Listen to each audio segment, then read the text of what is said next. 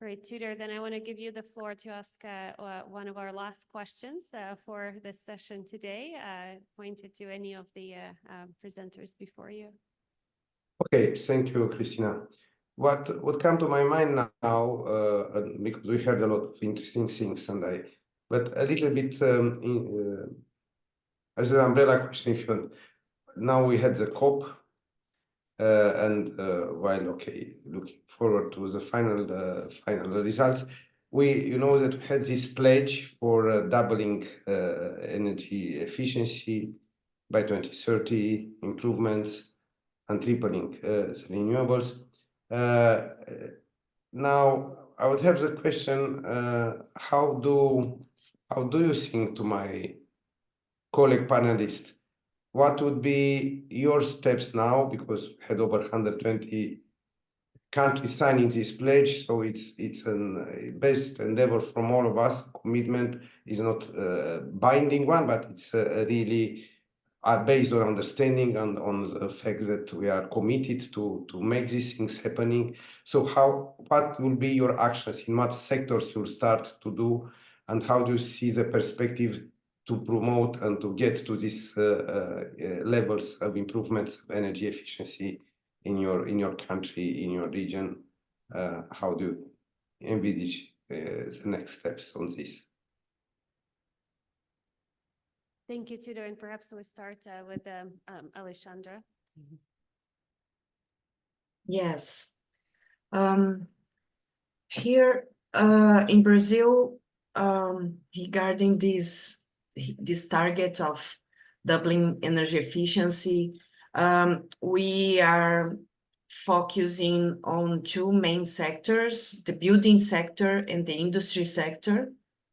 And regarding the building sector, we have an implementing plan to make towards near zero energy buildings, and in which we are planning some steps to be achieved through different typologies of buildings, starting with public buildings, federal public buildings, and then state buildings and municipalities, and going through commercial buildings and residential ones, in which we are making the energy performance certificates mandatory.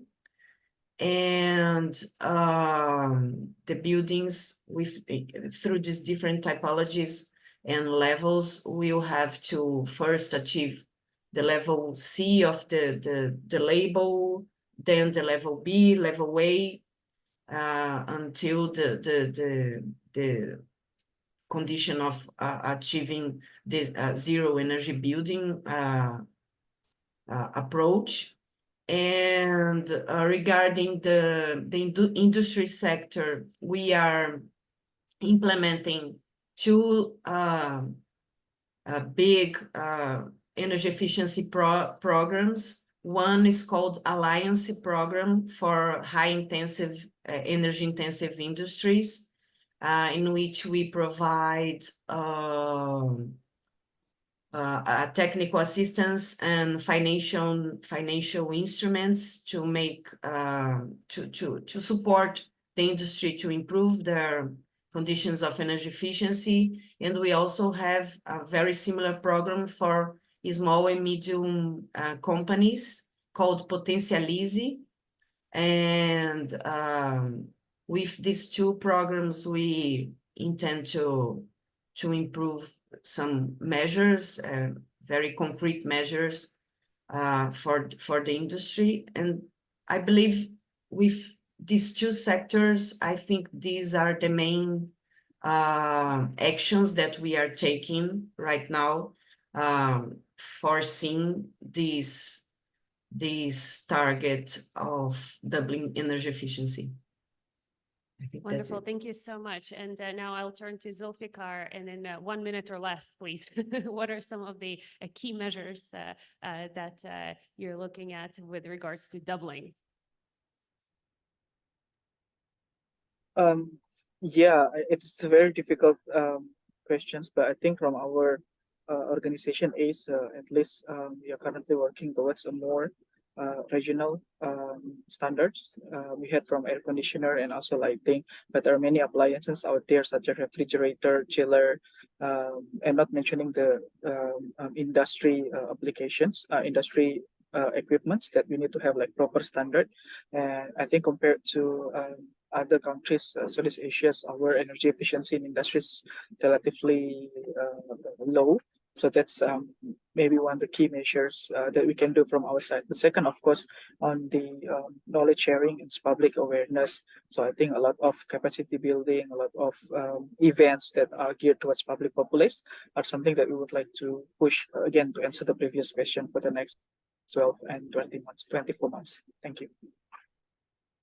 Thank you very much. Anoop, would you like to take that on next? Sure.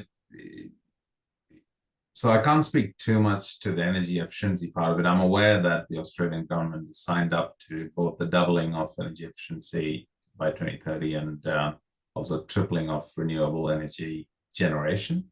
In Australia, certainly the renewable energy generation piece is something that's happening naturally anyway. So we're getting there, you know, regardless of whether we want it or not. Everyone's putting up solar panels on their roofs and batteries, and electrification is a serious thing. Efficiency, I think it's a longer journey for us, and you know, I can't speak too authoritatively about it, but there are quite a few standards already in place, and I expect we'll be looking to strengthen some of those.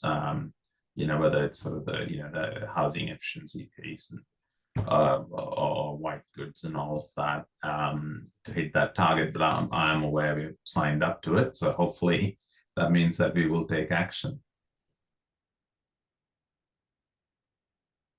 Thank you very much. And now over to Japan, more on doubling. Yeah. Thank you. And in Japan, we, we have been challenged to improve energy efficiency, and as you know, Japan is one of the top score of the energy intensity, but we are focusing on the not the large scale company. We are focusing on the SMEs because SMEs have not obliged to submit the report or the plan to the improving energy efficiency to the government by the Energy Efficiency Act. So we are just started the support to the experts advices by the subsidies, and so yeah, SMEs is maybe our focus. Thank you very much. And with this, I would like to start closing the session.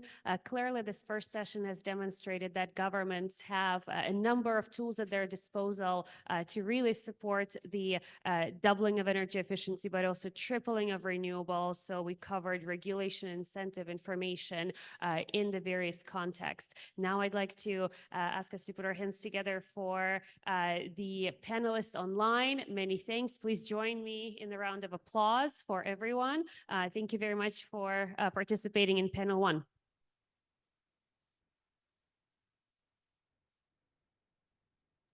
Thank you very much, Christina. Thank you very much, Thank you very much. Christina.